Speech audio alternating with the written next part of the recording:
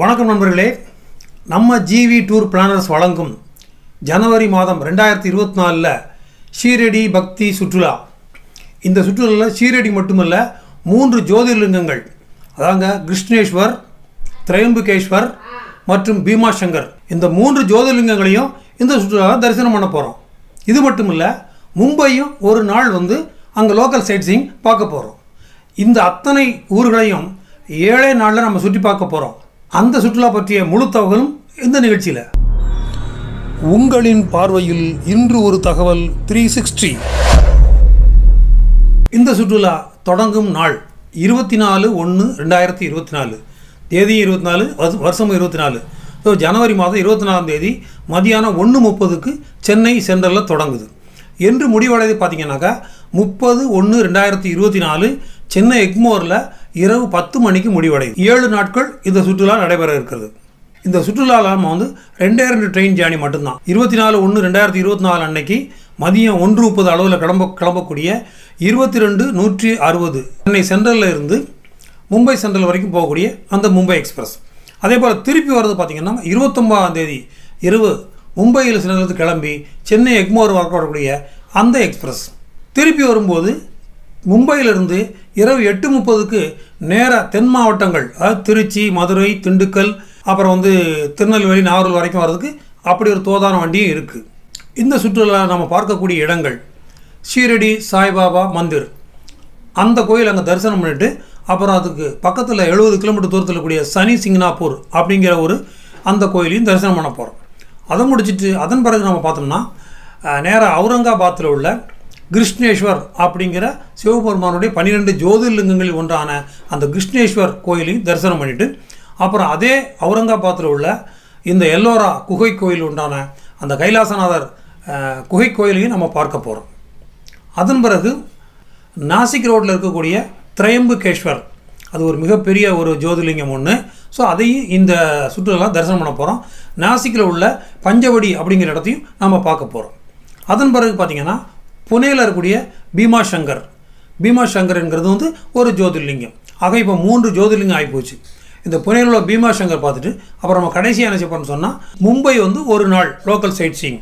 அப்படி பார்க்கும்போது அதில் வந்து சித்தி விநாயகர் கோயில், மகாலட்சுமி கோயில், அப்புறம் கேட்வே இண்டியா, இது மாதிரி லோக்கல் இடங்களை பார்த்துட்டு மும்பையில் கடைசியாக 29ஆம் தேதி இரவு 10 மணி அளவில் அங்கேருந்து சென்னை எக்மோருக்கு வரக்கூடிய அந்த ட்ரெயினில் பயணித்து சென்னை வந்து இறங்க போகிறோம். இது மட்டுமல்லாது தென் மாவட்டங்களுக்கு வர விரும்புவர்களுக்கு அதே மும்பையிலிருந்து ராத்திரி 8:30 மணி அளவில் இன்னொரு ட்ரெயின் இருக்கிறதுனால அவர்கள் சௌரியத்துக்கு ஏற்ற மாதிரியே இந்த வண்டியை ப்ரிஃபர் பண்ணாங்கன்னா நேரடியாக திருச்சி, திண்டுக்கல், மதுரை, திருநெல்வேலி, நாகர்கோவில் போன்ற ஊர்களுக்கு வந்துக்கலாம். சென்னை எக்மோருக்கு வரக்கூடிய வண்டி தொடர்ந்து வந்து அது எங்கே போகணும்னு சொன்னீங்கன்னா சேலம் வரைக்கும் போகக்கூடிய அடுத்த வண்டியாக இருப்பதனால சேலத்துக்கு அந்த வண்டியை திரும்பி போய்க்கலாம். இதில் என்ன சொல்ல வரோன்னு சொன்னால், ஊருக்கு திருப்பி வரும்போது சேலம் வரைக்கும் கனெக்ஷன் இருக்குது, அதே போல் நாகூர் வரதுக்கும் கனெக்ஷன் இருக்குது அப்படிங்கிறதுக்காக தான் அந்த தகவல் சொல்கிறேன். இப்போ இந்த சுற்றுலாவுக்கான கட்டணம் 2 வகையான கட்டணம் வழக்கம் போல். அது 18,000, 19,500. 18,000ங்கிறது வந்து 3 பெட், 3 அந்த படுக்கைகள் போடக்கூடிய அந்த அறையை விரும்புபவர்களுக்கு 18,000. அது யாருக்கு பொருந்தும்னா தனியாக வருபவர்களுக்கும் 3 பேராக வருபவர்களுக்கும் அந்த இது பொருந்தும்.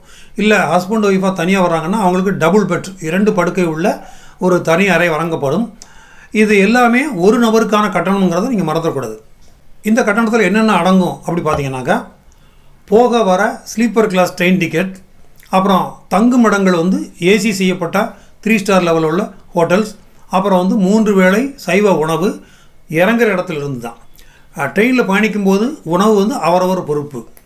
அப்புறம் தினசரி 1 லிட்டர் தண்ணீர் வாட்டர் பாட்டில் கொடுக்கப்படும். அப்புறம் உங்கள் கூடவே டூர் மேனேஜர் ஒருத்தர் உங்கள் கூடவே வந்து சுற்றி காண்பித்து உங்களை திருப்பி ட்ரெயின் ஏற்றி கொண்டு வர வரைக்கும் அவர் உங்கள் கூடவே இருப்பார். இந்த ட்ரெயின் நம்பரை நீங்களும் ஒரு தடவை குறிச்சிக்கிடுங்க. அந்த 24ஆம் தேதி சென்னையிலிருந்து மும்பை போகிற அந்த ட்ரெயின் நம்பர் வந்து பார்த்திங்கனாக்கா 22/160 மதியானம் 1:30 அளவில் சென்னை சென்ட்ரலேருந்து கிளம்புது.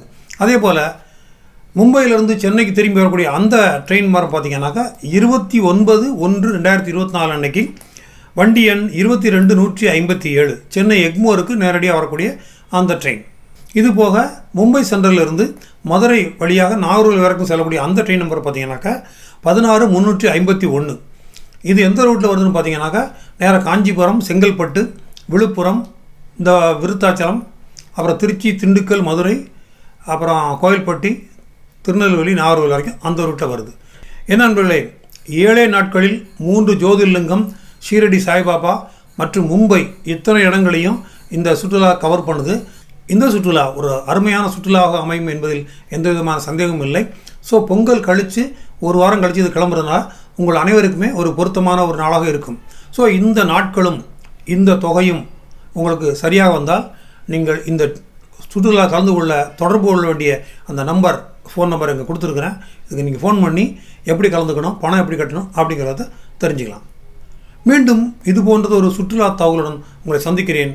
நன்றி, வணக்கம். இதுவரைக்கும் சப்ஸ்கிரைப் பண்ணாதவங்க சப்ஸ்கிரைப் பண்ணுங்கள், ஷேர் பண்ணுங்கள், லைக் பண்ணுங்கள்.